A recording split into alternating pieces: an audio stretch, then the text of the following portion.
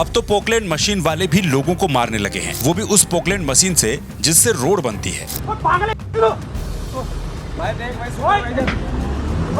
पौड़ी के लड़के को क्यों जेसीबी या फिर पोकलैंड वाले ने मार डाला? ये माँ खाना पका, मैं खाना पकाई थी बकल थी मम्मी मैंने 870 लिया मैं तो रजनीश जुयाल।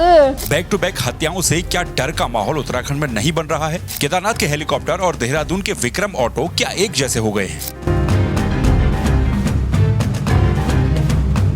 ये हेली सर्विसेज क्या मोक्ष का शॉर्टकट बन सकती हैं? एक के बाद एक हेलीकॉप्टर क्रैश क्या संकेत दे रहे हैं? आइए बात करते हैं इन सब टॉपिक्स के ऊपर आज के इस वीडियो में। लेकिन आगे बढ़ने से पहले अगर आपने अभी तक इस चैनल को सब्सक्राइब नहीं किया है तो चैनल को सब्सक्राइब कर दीजिए, इस वीडियो को लाइक कर दीजिए और अपनी बात कमेंट बॉक्स में जरूर रखें। जो कहीं नहीं हो रहा है वो यहाँ हो सकता है। पिछले कुछ दिनों से लगातार एक के बाद एक कई ऐसे केस सामने आए हैं जिनको देख करके अब यही लगता है। अब ताजा मामला कोटद्वार से ही सामने आया है, जहां सड़क चौड़ीकरण में लगी एक पोकलैंड मशीन ने एक लड़के को ही कुचल क्या दिया बल्कि हत्या कर दी। मेरी चिंता यहाँ ये है कि जिस तरह से अपराध उत्तराखंड में बढ़ रहे हैं, न सिर्फ बड़े हैं बल्कि हावी हो रहे हैं, उससे क्या डर का माहौल नहीं बनेगा? देहरादून में रोहित नेगी की हत्या, हरिद्वार में बीजेपी नेत्री वाला प्रकरण, चारधाम मार्ग पर यात्रा के नाम पर आए कुछ बवालियों का बवाल और अब ये पोकलैंड मशीन वाला केस। अभी रोहित नेगी के हत्यारों को पुलिस ने हाफ एनकाउंटर में पकड़ा ही था कि एक और हत्या हो गई। कोटद्वार में गुमखाल सतपुली मार्ग पर चौड़ीकरण का काम चल रहा था। रात को ये मशीन काम कर रही थी, तभी दो लड़के यहाँ पर आते हैं। उन्होंने मशीन वाले को कहा कि भैया थोड़ा सा इसको रोक दो, हमें आगे जाना है। अब हमें आगे जाना है, इतना कहने की कीमत क्या किसी को अपनी जान देकर के चुकानी पड़ेगी? पोकलैंड मशीन वाले ने इस स्थानीय युवक पर मशीन से ही हमला कर दिया, उस जेसीबी मशीन से जिसके बड़े बड़े वादे और दावे भी किए जाते हैं। डांडा मंडी का युवक सुमन देवरानी अपनी जान गंवा बैठा। अब ये तो सरासर हत्या है। हत्या करके पोकलैंड मशीन ड्राइवर गायब हो गया। लेकिन जरा ये वीडियो देखिए।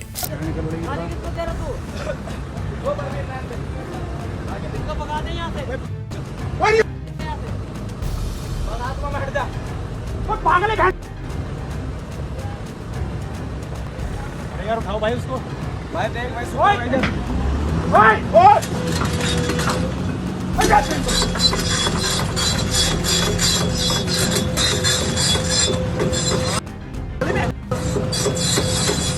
ये वीडियो कल रात का ही है जब पोकलैंड वाले ने एक स्थानीय लड़के को मार डाला। बताओ इतना दुस्साहस, इतनी हिम्मत और इतना गुस्सा आखिर क्यों? यहाँ ध्यान में रखिए, देहरादून हत्याकांड को अभी ज्यादा दिन नहीं बीते थे। अब जैसे ही एक और नया हत्याकांड सामने आया तो लोगों का गुस्सा भी फिर से देखने को मिल रहा है। अलग अलग जगहों पर लोगों ने खूब विरोध प्रदर्शन किया। बल्कि इस लड़के के माँ बाप की ये वीडियो देखिए। आराम से चुप हो जाओ, कोई बात 7 बजे डाड़ मंडी में डली गई तो कार में एक गाड़ी तो डाड़ मंडी 10 बजे तला मेरी बात हुई वही अगर मम्मी खाना पका दे। अच्छा ये माँ खाना पका, मैं खाना पकाई थी बकल थी मम्मी मैंने 870 लिया मैं तो रजनीश जुयाल आप कार में बैठा रही क्यों? सवाल सिर्फ एक ही है कि कानून व्यवस्था का डर आखिर किसी में क्यों नहीं है? क्यों लगातार एक के बाद एक हत्याएं हो रही हैं? इन घटनाओं को सीरियसली कौन लेगा और किसकी जिम्मेदारी इन घटनाओं के लिए तय की जानी चाहिए? हाल ये है कि सड़क पर गाड़ी चलाओ तो वहां किसी से पिटने का डर, जरा सी बात पे आजकल लोग बंदूक तक निकालने लगे हैं। ऐसा क्यों, ये सोचना आपको और हमको है। क्या गारंटी है कि आप और हम बचे रहेंगे? क्या पता हमें भी कभी रास्ते में चलते हुए ऐसा कोई सरफिरा टकर जाए या मिल जाए। लेकिन हमेशा जिम्मेदार लोग कहते हैं वेजालू वेजालू वेजालू वेजालू, पर कब वेजालू? ये वेजालू वाली परिपाटी ऐसी है, हर काम के लिए वेजालू बोलो तो काम हो चाहे ना हो, लेकिन वेजालू बोलना जरूरी है। उत्तराखंड की चारधाम यात्रा पर चलने वाले हेलीकॉप्टरों के बारे में भी कुछ यही कहा जा सकता है।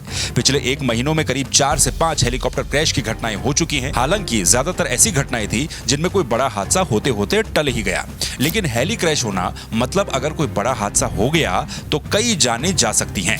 सवाल यह कि इनकी जांच का आखिर क्या होता है? वहां भी वेजालू वाला जवाब ही आप समझ लीजिए, क्योंकि जांच एक ऐसी चीज है जो बैठती है और बैठती हुई सबने देखी, लेकिन उठती हुई हर किसी को नहीं दिखती। कितनी ही जांचों में आपने सुना कि ये नतीजा निकला, ये जिम्मेदार पाया गया, जांच में इस पर इंक्वायरी होगी, ऐसा किया जाएगा, वैसा किया जाएगा।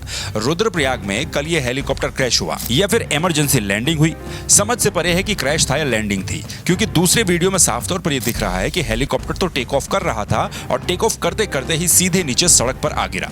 अब क्योंकि इसमें कोई बड़ा नुकसान नहीं हुआ, इसीलिए इसको यूं ही टरकाना ठीक नहीं है। इस हादसे पर बोरे भर भर के सवाल होने चाहिए। पायलट की सूझबूझ के पीछे हमें इस व्यवस्था को नहीं छिपने देना है। यदि आप कभी केदारनाथ धाम जाएं तो वहां चलने वाले हेलीकॉप्टर पर जरूर ध्यान दीजिएगा। मैं गया था तो मैंने इस पर जरूर ध्यान दिया, इसीलिए आपको बता भी रहा हूँ। देहरादून के ऑटो और विक्रम बड़े फेमस हैं, आपने देखे होंगे। जब आप केदारनाथ धाम जाएंगे तो वहां पर विक्रम ऑटो के रूप में आपको यही हेलीकॉप्टर उड़ते हुए नजर आएंगे। एक जाता है तो दूसरा आता है। केदार घाटी सिर्फ डग डग डग डग डग डग से गुंजायमान रहती है। जब मैंने यह नजारा देखा था और जब मैं हेलीपैड के पास गया था तो मेरे अंदर यह जिज्ञासा थी कि ये हेलीकॉप्टर इतनी जल्दी जल्दी आ रहे हैं, लैंड कर रहे हैं, सवारियों को उतार रहे हैं, फिर भर रहे हैं और फिर टेक ऑफ कर जा रहे हैं। क्योंकि ये प्रोसेस बहुत ही फास्ट था, इसीलिए मैंने समय नोट करने की कोशिश की। लगभग आप यकीन नहीं मानेंगे कि 20 से 25 सेकंड का समय एक हेलीकॉप्टर को आने में, सवारी उतारने में, फिर वापस भरने में और फिर टेक ऑफ करने में लगता है। और इतनी देर में तुरंत दूसरा हेलीकॉप्टर भी पहुंच जाता है। जहां इतनी ज्यादा हवाई आवाजाही हो रही हो, इतने यात्री उन हेलीकॉप्टर में बैठ करके वहां जाते हो, वहां क्या इतनी बड़ी लापरवाही जायज है कि एक के बाद एक कई हादसे हो रहे हैं, लेकिन उन हादसों को सीरियसली लिया जा रहा है या नहीं लिया जा रहा है, ये सवाल इंपॉर्टेंट है। लोग यात्रा पर मोक्ष के लिए आते हैं, लेकिन ये हेलीकॉप्टर किसी के मोक्ष का शॉर्टकट बन सकते हैं। अब 7 जून को हुए इस हादसे का ही वीडियो आप देख लीजिए। बीच सड़क पर यह हेलीकॉप्टर ऐसे धड़ाम हो गया जैसे किसी ने इसे ऊपर से फेंक दिया हो। साइड में एक खड़ी गाड़ी इसकी चपेट में जरूर आ गई, लेकिन जरा सोचिए कि इस गाड़ी में अगर कोई बैठा हुआ होता, लोग बैठे हुए होते तो क्या हो सकता था। जरा सोचिए कि अगर सड़क पर यहां से कोई गाड़ी उस समय गुजर रही होती तो क्या हो सकता था। जरा ये भी सोचिए कि साइड में इस टीन शेड के आसपास अगर कोई होता तो क्या हो सकता था। इसका पंखा ही किसी को अगर अपनी चपेट में ले लेता तो क्या हो सकता था। तब यह हादसा साधारण हादसा होता? बिल्कुल नहीं होता। हालांकि साधारण हादसा इसे अभी भी नहीं कहा जा सकता है। सवाल कहीं है भाई साहब। जिस केदारनाथ धाम में पिछली बार ढोल बजाने को लेकर के बोला जा रहा था कि ये सब यहाँ पर नहीं चलेगा क्योंकि ये केदारनाथ की उच्च हिमालयी क्षेत्र की शांत वादियां हैं, हिमालय का सर्वोच्च क्षेत्र है, वहां क्या ये हेलीकॉप्टर शांति का वातावरण रख रहे हैं? बिल्कुल नहीं। जिस केदार में हमें रील बनाने पर आपत्ति हो रही है, वहां हेलीकॉप्टरों के मामले में सब क्यों ढीले पड़ जाते हैं? हो सकता है कि ये हेलीकॉप्टर कुछ लोगों की यात्रा को सुगम भी कर देते होंगे, लेकिन उससे ज्यादा इंपॉर्टेंट शायद इनसे होने वाला बिजनेस है। अब इसी साल 8 मई को ट्रांस एविएशन कंपनी का हेलीकॉप्टर देहरादून से उत्तरकाशी जा रहा था। झाला के पास ये क्रैश हो गया और 6 लोग इसमें मारे गए। 17 मई को केदारनाथ में हेली एम्बुलेंस क्रैश लैंडिंग करती है। 2 लोग इसमें बैठे थे। राहत की बात ये रही कि कुछ नहीं हुआ। और कल जो ये हेलीकॉप्टर क्रैश हुआ या इसकी इमरजेंसी लैंडिंग हुई, कुछ भी कह लीजिए, इसमें पायलट सहित 6 लोग सवार थे। यहाँ भी सभी लोग सुरक्षित रहे। लेकिन क्या कारण है पिछले हादसों के बाद भी जांचें बैठी होंगी, उनसे क्या निकला कुछ पता नहीं। क्या इनका मेंटेनेंस समय पर नहीं होता है? जैसा कि मैंने पहले भी कहा था कि विक्रम ऑटो की तरह केदारनाथ में हेलीकॉप्टर चल रहे हैं, अब तो पलट भी रहे हैं। क्या नियमों का पालन नहीं किया जा रहा है? क्या मौसम ही इनकी वजह है? खराब मौसम में उड़ाने भरते हुए हमने कई हेलीकॉप्टर्स को देखा है। और अगर ये सब ही कारण होंगे तो उनका पालन किसको करवाना है? मुझे या आपको तो वो पालन करवाना नहीं है, तो जिसको करवाना है वो अपनी जिम्मेदारी तय करे, ताकि किसी को शॉर्टकट वाला मोक्ष न प्राप्त हो। हाँ, कभी कभार 1-2 घटनाएं हो तो हम कह सकते हैं कि संयोगवश एक हेलीकॉप्टर हादसे का शिकार हो गया, लेकिन यहाँ तो बैक टू बैक ऐसी घटनाएं हो रही हैं। बाय द वे, क्या आपने कभी केदारनाथ में चलने वाले हेलीकॉप्टर्स पर गौर किया है? अगर आप वहां पर गए हैं और जो बात मैंने बताई है उस पर जरूर आप गौर कीजिएगा और अपना कमेंट कीजिएगा। बाकी आपकी जो भी राय है उसे कमेंट बॉक्स में जरूर रखें। इस चैनल को सब्सक्राइब करें, वीडियो को लाइक करें। आपसे फिर दोबारा मुलाकात होगी दूसरे वीडियो में दूसरे टॉपिक के साथ। तब तक के लिए नमस्कार, अपना ख्याल रखें।